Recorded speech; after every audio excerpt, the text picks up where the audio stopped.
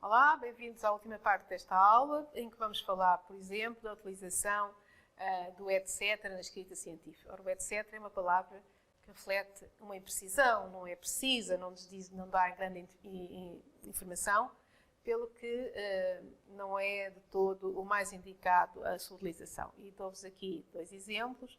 O que é que vocês acham? É preferível utilizar o etc. ou, por outro lado, é preferível não utilizar o etc. Portanto, qual destas duas frases é que vocês acham que seria mais adequada para a escrita científica? A segunda frase é, de facto, a mais adequada porque dá exatamente a mesma informação que dá a primeira frase e não precisa ter lá o etc. O etc. na primeira frase não nos dá mais nenhuma informação objetiva. Portanto, remete-nos para algo que a gente não sabe muito bem o que é e, portanto, em caso de ciência, isto não é útil. Relativamente aos nomes científicos, isto é muito importante porque muitas vezes, sobretudo nas teses, os nomes científicos não são escritos em itálico ou sublinhados e são muitas vezes precedidos de artigos definidos ou indefinidos e isso não é adequado, até porque os nomes científicos vêm em latim e usa-se o latim porque é uma língua morta. E, portanto, não sofre alterações. As línguas vivas têm todas uma tendência para a evolução e, portanto, para sofrerem alterações com o tempo, há sempre palavras que são mais utilizadas ou menos utilizadas e até há palavras que mudam um bocadinho o seu significado. Portanto, é exatamente por isso que se utiliza os nomes.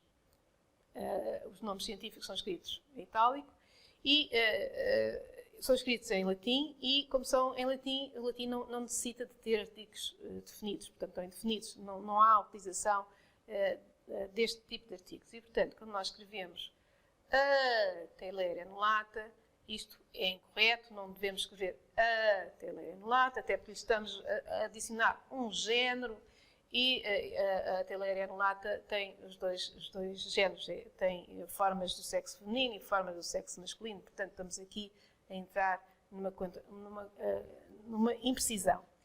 A infecção por Theileria anulata já se pode dizer. Agora, neste exemplo, a seguir, o que é que vocês acham? Qual é a frase que vocês acham correta? A frase correta, claro, é quando se diz o género plasmódio é transmitido. O plasmódio é transmitido não está correto. Portanto, tenham atenção a este aspecto, porque não se pode utilizar então os artigos atrás dos nomes científicos. É claro que a escrita científica difere muito da escrita criativa, ficcional, romanceada ou de opinião. Portanto, as declarações subjetivas nesta escrita científica não são aceitáveis, não devem ser utilizados. Temos aqui estes exemplos. Qual é que acham que são válidos estes exemplos ou acham que não? Por exemplo, no exemplo em que sentimos que o corante utilizado não seria o mais adequado, é claro que não sentimos. Ou verificamos que o corante é bom para o nosso trabalho ou não é bom. Portanto, não é sentimos, verificamos. Temos motivos identificados para não utilizar aquele determinado corante. O outro lado a outra frase é com base nos resultados acreditamos. Claro que não acreditamos nada. Ou nós demonstramos que aconteceu, que os nossos resultados provam, indicam, sugerem determinada coisa, nós não acreditamos em ciência, não acreditamos. Demonstramos. Por outro lado, os nossos resultados, o que se deve indicar é que os nossos resultados sugerem, indicam, apontam determinada situação. Outra coisa é não se pode utilizar figuras de estilo como a hipérbole, a personificação, a ironia, etc. Portanto, isto também não tem cabimento na nossa divulgação científica. E relembrar que a objetividade é mesmo essencial na escrita científica. Agora entramos na fase das considerações adicionais. E, portanto, aqui queria-vos lembrar que muitas vezes não é possível nem necessário escrever tudo, podem citar outros trabalhos, outros estudos, fazer referenciação. E dou-vos aqui um exemplo em que muitas vezes não escrevemos, citamos um autor e depois mandamos o artigo para publicar e depois vêm lá os revisores a dizer descrevam lá um bocadinho, brevemente, a metodologia que utilizarem. Então a gente geralmente põe briefly e fazemos a descrição, ou seja, resumidamente, não descrevemos exaustivamente a nossa metodologia, mas escrevemos brevemente. E é o exemplo que aqui vos dou, portanto pode-se citar e pode-se descrever brevemente. Se por acaso é uma metodologia que nós desenvolvemos e que já publicámos anteriormente, não podemos ou não devemos descrever a nossa metodologia sempre da mesma maneira. Temos que descrever de forma diferente, porque isso implica autoplágio. Portanto, estarmos sempre a descrever nos diferentes artigos a metodologia de sempre da mesma maneira é considerado autoplágio. Portanto, deve-se alterar um bocadinho a descrição das nossas metodologias. Outra coisa é os números, isto classicamente, os números do início da frase devem ser por extenso, os números superiores a 99 não devem dar início à frase, e os números até 9 devem ser sempre escritos por extenso, excepto quando seguidos de unidades como, por exemplo, 3 milhões ou 9 horas. No entanto, hoje em dia, há quem defenda que os numerais devem ser usados, porque são mais facilmente assimilados e comparados. Isto depende de pessoa para pessoa. Eu, pessoalmente, gosto mais quando eles são escritos por extenso, porque memorizo melhor. Portanto, isto depende das pessoas. Há pessoas que memorizam melhor os numerais, os algarismos, do que a escrita por extenso. Portanto, depende e, pelos vistos, começa a ser possível utilizar as duas formas, não é? E depende, sobretudo, de quem escreve o manuscrito. Pronto. As figuras, as tabelas devem estar sempre indicadas no texto, devem estar sempre numeradas e devem ter legenda. E vos dou aqui um exemplo em que temos ali a figura 1 indicada no texto. Outra coisa é, as tabelas científicas não devem ter linhas verticais. E é o exemplo desta tabela, em que não temos linhas verticais. E se vocês virem bem, também não há necessidade, porque ela está tão organizadinha, a gente sabe tão bem o que é que corresponde aqui, que não há realmente necessidade de ter linhas verticais para complicar a visualização das tabelas. Portanto, as tabelas devem ser o mais simples possíveis, portanto, com menos elementos possíveis. Por outro lado, tanto as tabelas como as figuras são consideradas elementos autónomos de uma publicação. E, portanto, devem ter uma legenda que permita ao leitor que, sem ler o texto todo, compreenda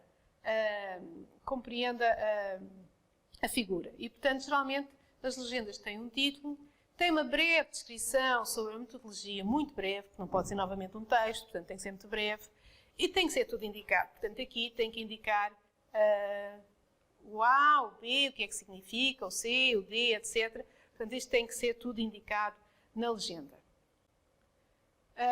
Quando nós indicamos no texto a figura 1, a tabela 1, estamos a localizar o leitor, estamos a orientar o leitor para, quando chegar àquela parte do texto, ir à figura 1, ver a figura 1, ver o que se passa e voltar novamente ao texto, para melhor compreensão. Ou ir à tabela 1 ou à tabela 2, ler a tabela, ver o que é que se lá passa e depois voltar novamente ao texto para continuar a compreensão, a leitura do artigo e a sua compreensão. Antes de dar por terminado o texto científico, temos que verificar se há frases incompletas, e vocês podem pensar que não acontece, mas acontece muito, porque entretanto estávamos a escrever uma frase, fomos interrompidos, quando voltamos já estamos a pensar na segunda frase e, portanto, não verificámos que a primeira frase ficou incompleta. Eliminar frases redundantes, ou seja, repetições de informação não são úteis. Terem atenção à ortografia e, por favor, hoje em dia existem muitos corretores ortográficos. Por favor, usem e abusem, porque não há justificação para haver erros ortográficos nos vossos textos. E estes corretores ortográficos são de utilização livre. Portanto, por favor, não se esqueçam de usar. Os erros gramaticais, verifiquem a concordância, sujeito, verbo, etc. Repetições de palavras não é bom, portanto, nós somos pessoas que devíamos ter um vocabulário extenso e, portanto, utilizem substituições de palavras por outras que sejam do mesmo significado. Portanto, não utilizem sempre a mesma palavra porque é amassador. Não tenham atenção à concordância entre o sujeito e o verbo. Elimine a informação supérflua, aquela que não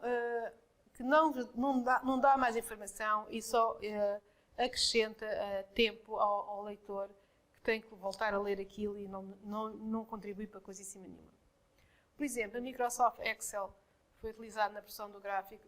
Isto não é normal, não necessita de ser indicado, mas se utilizarem outros programas, como por exemplo o SPSS ou o GraphPad ou outros, então aí tem que indicar.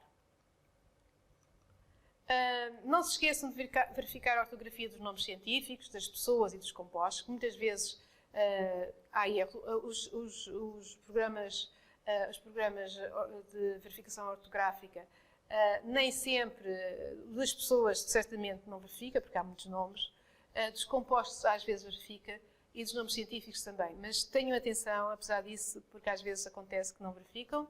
Não se esqueçam dos nomes científicos, que devem ser escritos em itálico ou sublinhado, e não se esqueça que não devem colocar o artigo definido antes do nome científico. E novamente aqui um exemplo para vocês escolherem. Digam lá qual é a frase que está correta. A segunda frase é realmente a que está correta. A infecção por ela amazonense e mexicana, etc. E terminamos por aqui. Eu agradeço-vos muito a vossa presença neste vídeo e que espero que isto contribua para que tenham uma melhor escrita científica.